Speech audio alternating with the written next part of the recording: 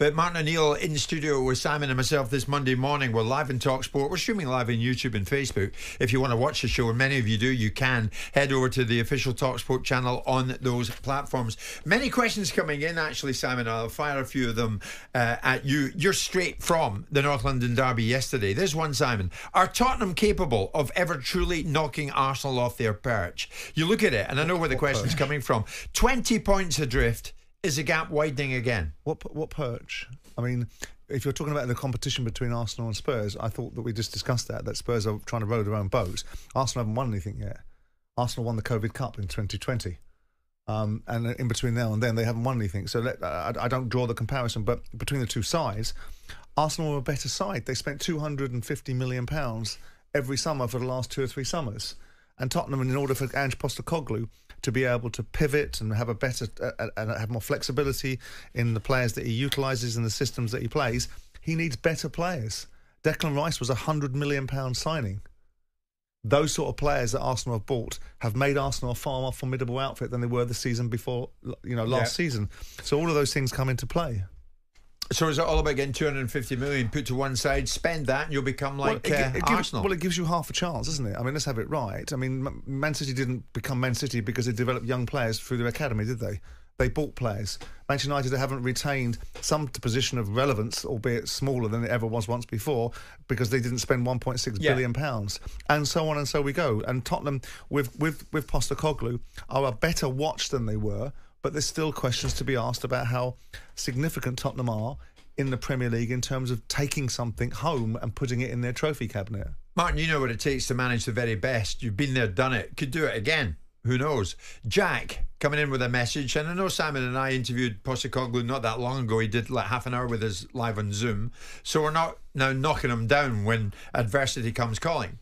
But Jack says, Martin, please discuss Ange this morning. He seems to evade scrutiny from the media and has been so poor tactically for months now. Out of both cups early, no European football. We've fallen out the top 4, having been top after 10 games on 30 points. So that means we've only taken 30 points in 23 league games. We had 15 days to prepare when Arsenal played 4 games in that time, and we were 3-0 down at half-time. Please discuss this with Martin. Okay, yeah, so his point is, does Ange get a bit of a pass where he should be coming in for some serious criticism and scrutiny this morning? Okay, well, I think you'll have to take this back to when he took over. Harry Kane left, so they didn't really have what you would call an out-and-out centre forward. And as a consequence, I felt that was going to be a difficult season for them. I didn't think that they would finish in the top 4 at the time because he would trying to assert his own authority on proceedings. He would have the style of play playing at Celtic, and he would try and make that work. They got off to a terrific start of the season, and I think after about 10 games, they were right up there with anyone. So expectation among Tottenham Hotspur fans was quite high. Secondly, they were playing very attractive football, so everybody seemed to be happy with it. And you asked a Tottenham fan at the end of October time, for instance, say, what would you settle for? Oh, we'll settle for the great football that we're playing now at this minute, and that'll be terrific. Yeah. Okay, all of those particular things. Now things have changed a little bit, and they've changed. Tottenham Hotspur's. I don't know whether he would be what shall I say? A spokesman for the rest of Tottenham fans. I think Tottenham fans will accept this season at this minute. I think there will be a part of a disappointment if they didn't finish in the top 4, having been there or thereabouts the whole way through. But if 5th place actually takes you into the Champions League, then it's been a really decent season for them. What are the expectations for next year? That's a different thing. But there's an allegation, Martin, that Ange doesn't have a plan B. Do you see that? I mean, I never know what these plan Bs are. I genuinely don't know. I don't know what plan B is. In this sense, right, when do you use plan B? Is plan B something that managers get labelled with having no plan B? Because when do you use it? Do you use it when you're 2-0 down and then you change things and it doesn't work? You go 3-0 down, that's a poor plan B. Or do you change it at a stage in the game when you're trying to win a match and you make some substitutions? The substitutions eventually probably constitute like plan B. So I'm never sure. Well, can I ask you, Martin, on that point then? Yeah. Could Spurs do to Arsenal what Arsenal did to Spurs yesterday, which was Arsenal decided to play in a very different way. The Arsenal are a front-footed side in this game. They were much more reactive. They were prepared to wait for Spurs to come on and then catch them on the break or do whatever it is they felt they should do. So it was a much more disciplined performance. Do you see that in Spurs' locker? Because that would be considered in some people's minds as a potential plan B. Do I see what in their locker? Well, I mean, Spurs' ability to play. Spurs seem to play one way, which is they go after the opposition. They play high up the field and they play with a certain thought process. Arsenal play with that mentality. They go after the opposition when they're playing at home or against certain opposition. But against Spurs, they're very disciplined, very organised, very structured. And were prepared to allow Spurs to come onto them. That's not Arsenal's normal game way of playing. They didn't play that game against Newcastle when they battered Newcastle at the Emirates. They went straight after Newcastle. Yeah. So, but could you see Spurs doing that performance? I think eventually in time that they will have to. Yeah. They will have to. Right. Absolutely will have to. This idea, where I disagree with Ange, and if he doesn't mind me saying so, is that he did say, well, set pieces are... He didn't say they weren't important. He said they were, but he said that we've got other things to address. And I agree, and you do. But having said this, here's a point. Arsenal a couple of seasons ago played Brentford in the opening game of the Premier League. They got absolutely bullied. Set pieces, goals against them. Now, Arteta, somewhere along the way, has thought, do you know what?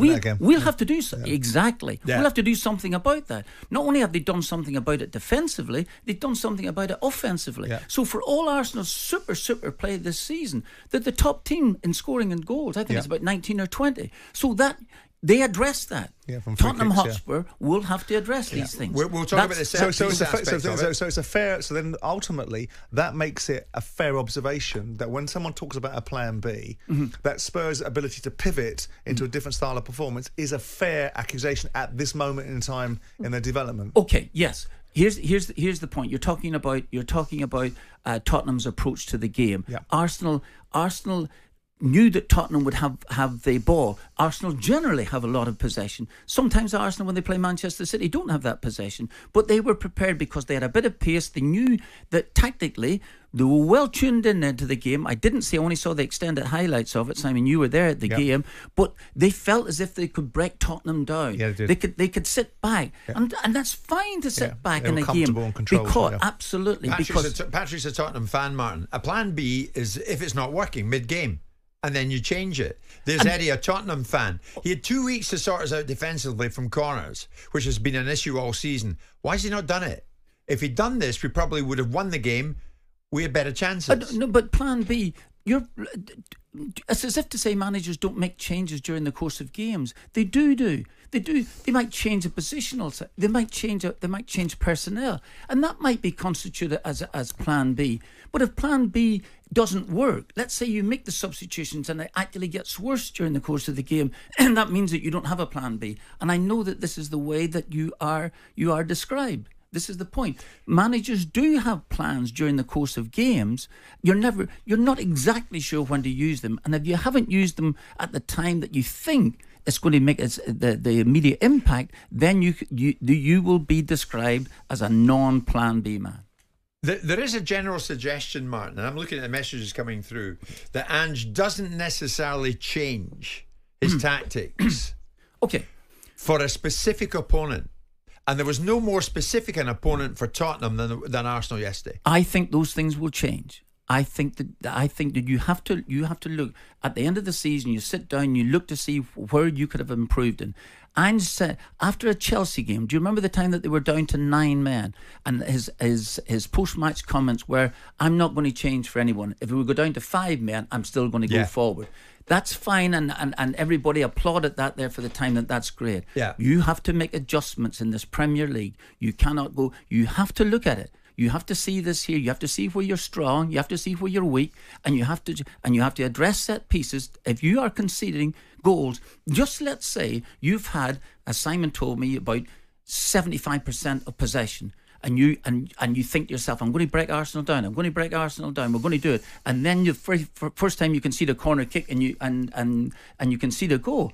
That's totally dispiriting. That's what that is, and that changes momentum of a game. So all of those particular things all constitute part of the game. You have to look at it at the end of the season and say, these are the things that we can improve on. We might have to get, as Simon mentioned, might have to spend a lot of money in getting some players in, but you do make changes. In your mind, you will have to make some change. Adjustments, we'll call them, for want of a better word. Let's call them that. Adjustments. We'll adjust it 11:15.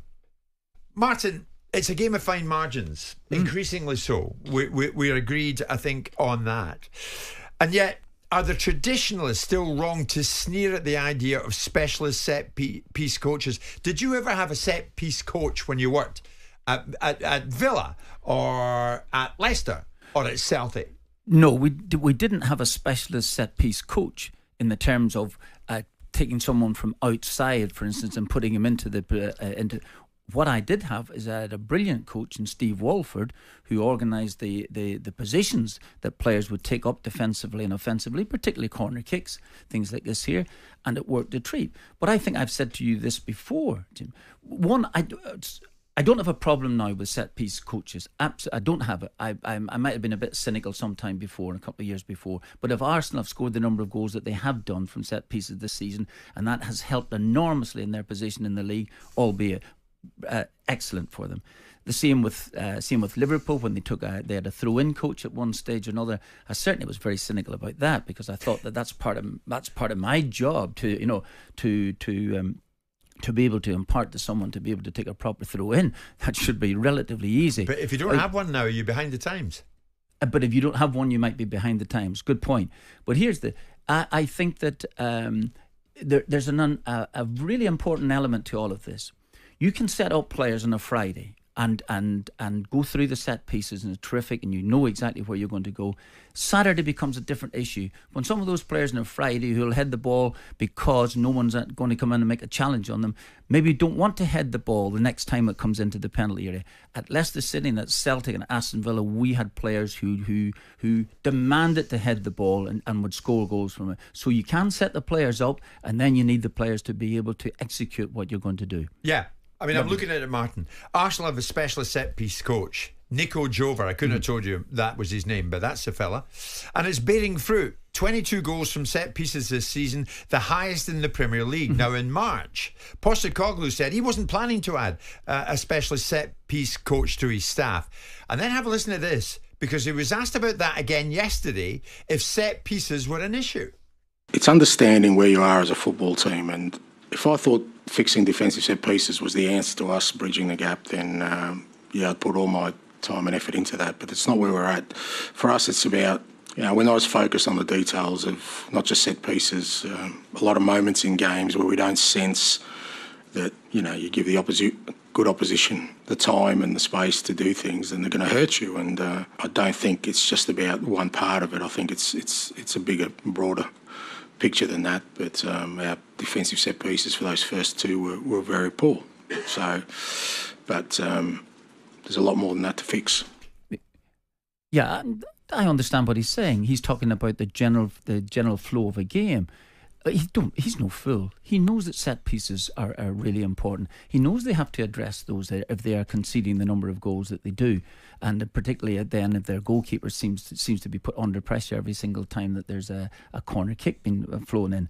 But it's not. But it's in the overall scheme of things. I think that's what he was talking about. And of course, you've got other issues to address in the game: the flow of the play, how you're going to play, and taking chances at the other end. But please, do not dismiss this set piece. It has become so important over the last 25, 30 years, perhaps even longer than that. I mean, Simon, is your point that he wants to change the culture of the football club, but he wants to do that more than doing things that pertain to detail, finer detail? Well, I think, first of all, you have to look at if we take context as everything, have Spurs been routinely scored goals from set pieces against all season? Are Spurs the major offenders of conceding goals, or did they just come up against a side that deliver really good corners? They've conceded 14 goals from set pieces. But how does that compare with the rest of the season against other opposition in terms of? It's not great. Is it not great? Okay, so then he may need to look at that as a question and take away information from what they're doing and work backwards from it.